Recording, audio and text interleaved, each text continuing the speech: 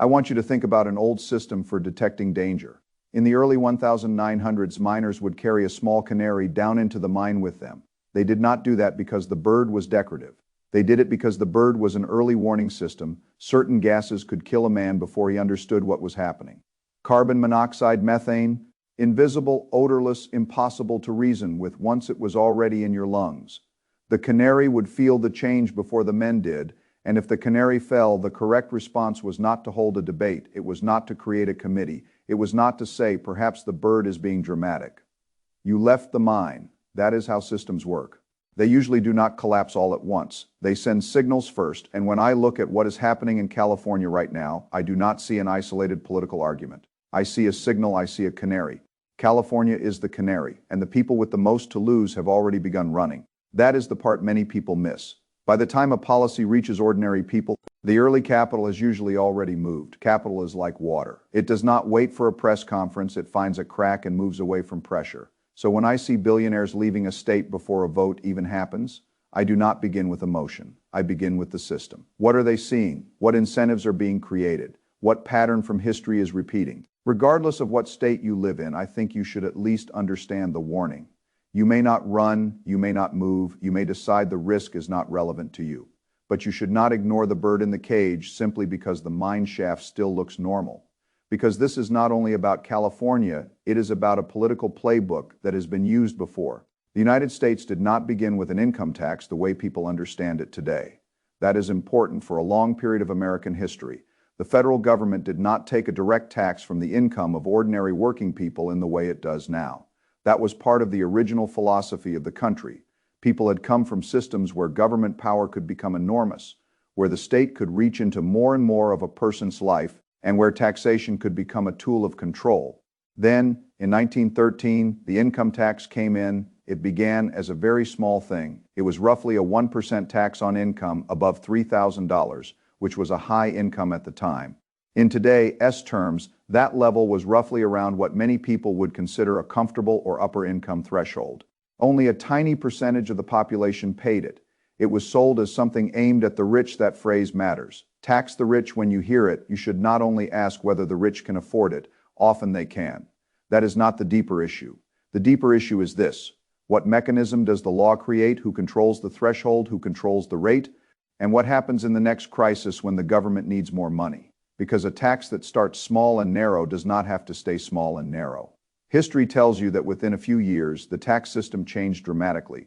World War I came, rates jumped, then World War II came, and the structure expanded again. The top rate climbed to levels that would have sounded impossible when the system began. But the most important change was not only the rate, it was the threshold. More and more people became included. That is how a mechanism spreads. It does not have to persuade every person all at once. It only has to begin with a target most voters will not defend. Then the rate changes, then the threshold changes, then the exception becomes the norm. The 1% tax became a tax system that touched almost everybody. That is the pattern. And when I look at this new idea of taxing wealth, I do not look only at the first target. I look at the mechanism right now. The argument is presented as a tax on billionaires. A large percentage of voters are comfortable with that. The numbers sound distant. The people affected seem distant. It feels like somebody else's problem. That is how these things begin. But the question is not whether billionaires are sympathetic. The question is whether the state is creating a system that lets it tax ownership itself. Income is one thing. Ownership is another. When a government taxes income, it is taxing money that moved through your hands this year. When a government taxes wealth, it is taxing the things you already own: assets, equity, savings, investments, property, things built over many years, things that may already have been taxed when the money was earned, taxed again when it was invested, and taxed again when it changed hands. That is a different type of system. And if you own a home, you should understand why this matters. Your home is not hidden. It is on public record. The deed is public. The assessed value is public. The property tax system already knows where it is, who owns it, what it is worth according to the assessor, and how that value changes over time. That makes the home one of the easiest assets in the world for a government to reach. People often say they will not come after my house. I understand that instinct. A house feels personal. It feels protected. It feels like the foundation of middle-class life. But in a system where the state needs money, the assets that are easiest to measure often become the assets that are easiest to tax. That is why I want you to pay attention to California. The proposal being discussed is framed as a tax on the very wealthy. It talks about a net worth threshold. It talks about a percentage. It talks about the people at the very top. But I am not focused only on the first version. I am focused on the authority behind it if the legislature can change the threshold and the rate. Then the system is not only a billionaire tax, it is a machine that can be adjusted. Today, the threshold may be $1 billion. Tomorrow, the rate can change. Later, the threshold can move lower. Then it can move lower again. The pattern does not require conspiracy. It only requires incentives. Governments make promises. Public employees are promised pensions. Voters are promised benefits. Programs are created. Budgets expand. Debts and obligations accumulate. And when the money runs short, the pressure to find new sources of revenue increases. That is not a partisan observation. That is how systems behave. A politician rarely gets elected by saying, "I will give you less." The political incentive is to promise more services, more protection, more relief, more transfers, more security. But promises have costs over time. The gap between promises made and money set aside can become enormous. That is where unfunded liabilities come in. Pensions, health benefits, long-term obligations. These are not abstract numbers. They are future claims on future taxpayers. California has made large promises. The estimates vary, but the unfunded obligations are massive. The number can be framed in the hundreds of billions, and some estimates place the broader exposure near or above $1 trillion.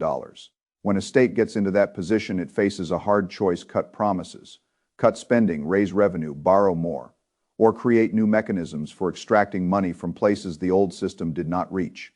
The easiest political story is always this: someone else will pay. That is why tax the rich is such a powerful slogan. It turns a structural budget problem into a moral story. It says we can keep all the promises and make someone else carry the cost.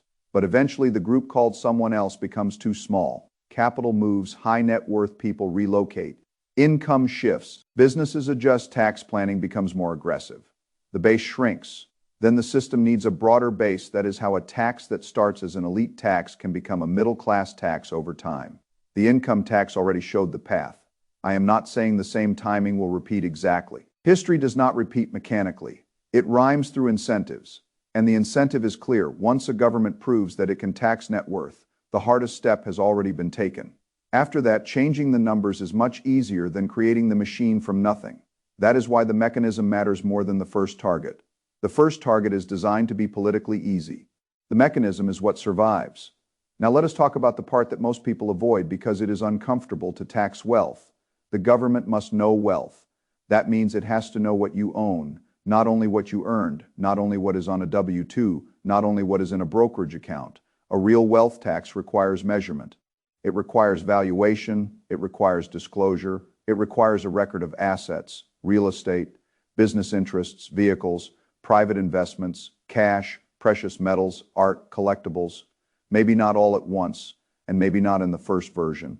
But structurally, that is where the logic points. If the government is going to tax what people own, it has to build or expand the system that measures what people own. That is the real change. The private sector has already trained people to accept similar systems.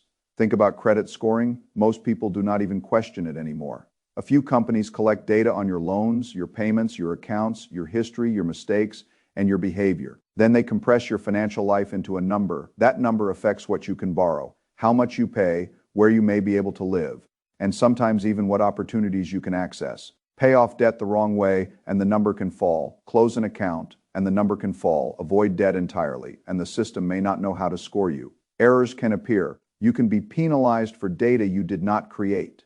Then the same system offers to sell you protection from the risks it helped create. That is the private sector version of financial cataloging.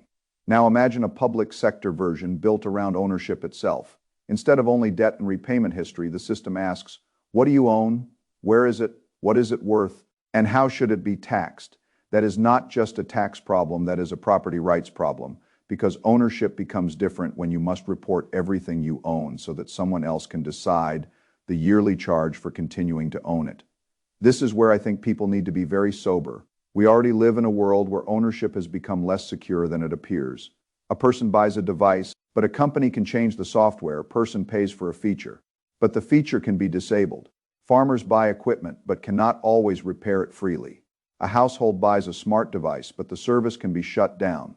Ownership is increasingly conditional. Corporate America has already taught people that buying something does not always mean controlling it.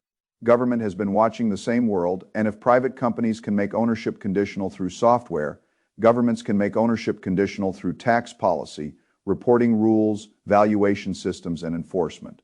That is why home equity is such a critical issue. Many homeowners think of equity as safety. They say, I bought the house, I paid the mortgage, I built equity, I am secure, but home equity is not cash. It is a number inside an asset that the government can see. If the state needs money and builds a system that taxes ownership, home equity becomes politically tempting because it appears wealthy even when the owner does not have cash flow. That is the danger. A retired person may live in a house that appreciated dramatically over 30 years. On paper, that person may look rich. In reality, that person may be living on Social Security, a pension, or modest savings. The house may be valuable, but the income may be tight. A wealth tax or home equity-based system does not naturally care about that distinction unless the law is written very carefully. The assessor sees the value, the bill comes due in cash, that creates a mismatch. Paper wealth. Cash obligation systems break people through mismatches like that. This is why I do not dismiss these policies simply because the first version targets billionaires. The most fragile person in a future version may not be a billionaire. It may be a widow in a paid-off house. It may be a couple that spent 35 years building equity. It may be a small business owner whose net worth is trapped inside inventory, equipment, and property. The first political story is always simple. The later financial reality is usually more complicated. Now consider the surveillance layer. I am not saying every system of record keeping is evil. Societies need records, property systems need records, tax systems need records, courts need records. Order requires some form of measurement, but measurement creates power when the state has the ability to measure, assess, and update the value of property every year. The temptation to use that system grows. County assessors already use aerial imagery and digital tools to identify changes to property, additions, pools, sheds, improvements, things that can increase assessed value. That process may be legal, it may be efficient, but it also shows the direction of the system: more data, more automation, more measurement, more valuation, more ways to turn private property into taxable information. You also see similar patterns in consumer technology: cameras on homes, connected devices, partnerships with law enforcement databases, requests for footage, platforms that begin as convenience and become infrastructure. Again, the pattern is not that one event changes everything. The pattern is that all the pieces get built for different reasons: convenience, safety, tax enforcement, credit evaluation, anti-fraud, modernization. Then, when a large enough political or fiscal need appears, those pieces can be connected. A wealth tax is a powerful reason to connect them. This is the part that makes me cautious. Not emotional, cautious. Large systems do not need evil people to create bad outcomes. They need incentives, technology, and a crisis. A state with large obligations has the incentive. Modern financial and property data provide the technology. A budget crisis provides the excuse. When those three things meet, policies that seemed impossible can become inevitable. That is why California matters. It is not because every Californian is wrong. It is not because every voter supporting a new tax has bad motives. Many people are frustrated. They see inequality. They see housing costs. They see billionaires with enormous wealth. They feel the system is unfair. I understand the emotion. But good policy cannot be built on emotion alone. It has to be built on second-order consequences. What happens after the first group pays? What happens after capital leaves? What happens when the revenue is less stable than expected? What happens when the government still needs more money? What happens when the threshold moves? What happens when the system built to measure billionaires can also measure everyone else? Those are the questions. And if you do not ask them at the beginning, you are forced to live with the answers later. I have studied cycles long enough to know that people tend to underestimate how slowly bad incentives compound until suddenly they feel fast. A tax begins small. A reporting system begins narrow. A temporary measure becomes permanent. A threshold designed for the rich becomes a threshold that captures the upper middle class. Then the middle class people say, that cannot happen here. But when the pressure is large enough, things that cannot happen often become things that already happened. So what should a person do? I am not going to pretend there is one simple answer. Anyone who gives you one is probably selling certainty where none exists. The right response depends on your state, your assets, your income, your age, your family situation, and your legal structure. but I can tell you how I think about the principles. First, I want to reduce concentration risk. If all of my wealth sits in one visible, taxable, immovable asset, I am vulnerable to local policy. A house is useful. Real estate can be a powerful asset. But if all your equity is trapped in one county, one state, one deed, and one assessment system, you should understand that risk. Second, I want legal structure. That does not mean hiding assets illegally. It means using lawful tools, trusts, LLCs, estate planning, asset protection, proper titling. The same tools sophisticated people have used for decades to reduce unnecessary exposure, improve privacy, and organize ownership. The time to build structure is before a crisis, not after. Third, I want liquidity. A high net worth that cannot produce cash when needed can become a trap. If a tax bill, assessment, legal dispute, repair, or policy change creates a cash obligation, paper wealth does not help unless it can be converted or borrowed against without destroying the whole plan. Fourth, I want diversification across asset types. Real estate, productive businesses, public equities, cash reserves, precious metals, maybe a measured allocation to assets outside the traditional system depending on risk tolerance. The point is not to gamble. The point is to avoid being dependent on one system staying friendly forever. Fifth, I want to watch the early movers when the largest capital pools leave. Study why. When billionaires move, do not imitate blindly. They have different problems, but also do not dismiss the signal. Large capital often sees policy risk before ordinary people feel it. That does not mean panic. It means observe. Ray Dalio's way of thinking is to study cause and effect. When debts rise, governments need money. When governments need money, they change rules. When rules change, capital moves. When capital moves, governments often respond with more rules. That is a cycle.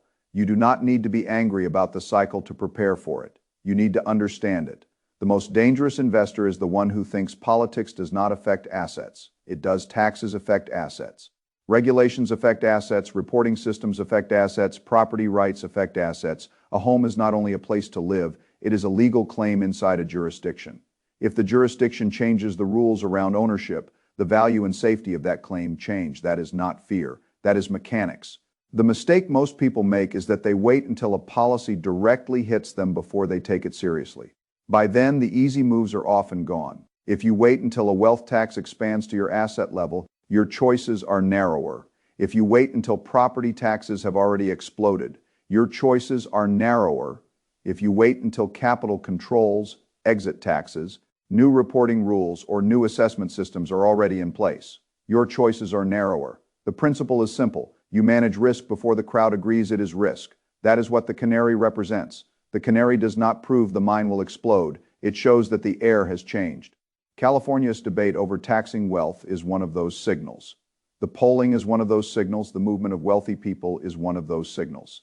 The size of unfunded obligations is one of those signals. The growing ability to measure assets digitally is one of those signals. One signal can be noise. Many signals form a pattern, and when enough signals point in the same direction, the thoughtful response is not panic. It is preparation. The person who prepares does not need to predict exactly what will happen. That is an important principle. Most people waste energy trying to predict the exact future. Will the tax pass? Will it fail? Will the threshold stay high?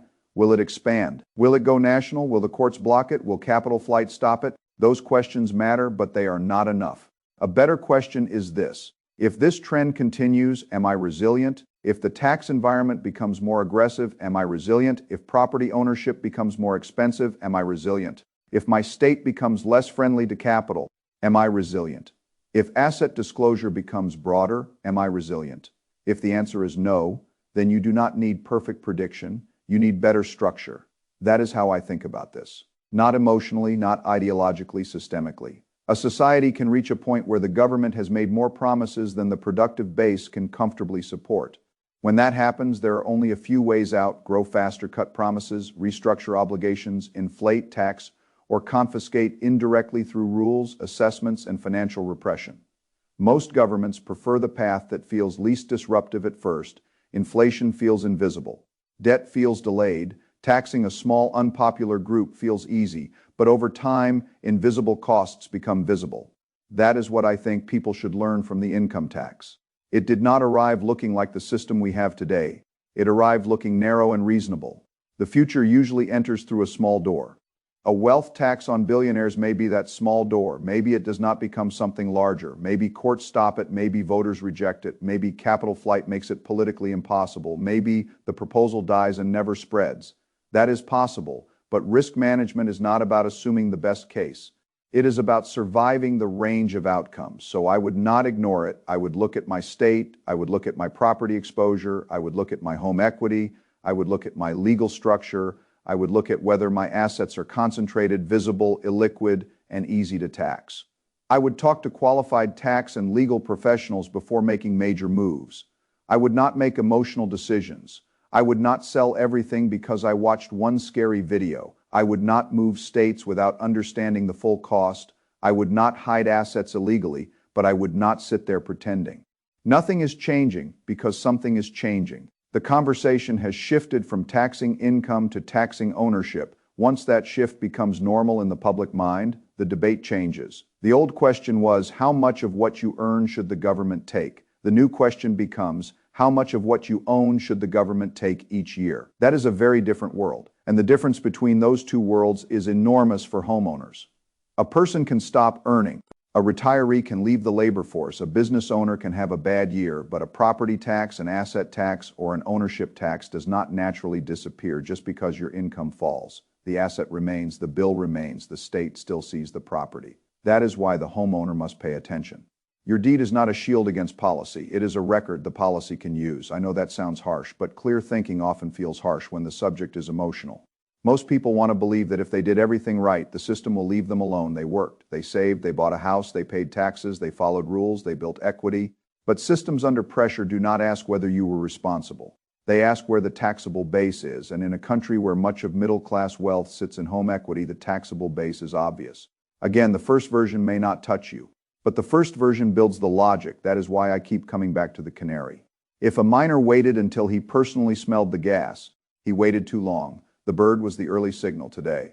The signal is not one law, one vote, one politician, or one state. It is the convergence of high obligations, rising tax appetite, public anger at wealth, digital asset measurement, property databases, and political language shifting toward ownership itself. When those forces line up, I pay attention, I prepare, I build flexibility, I protect liquidity, I diversify, I use legal structures where appropriate, I avoid unnecessary concentration, and I do not confuse the first target of a policy with the final reach of the mechanism. That is the real lesson. A tax on the rich can become a tax on everyone if the mechanism is adjustable and the need for revenue keeps growing.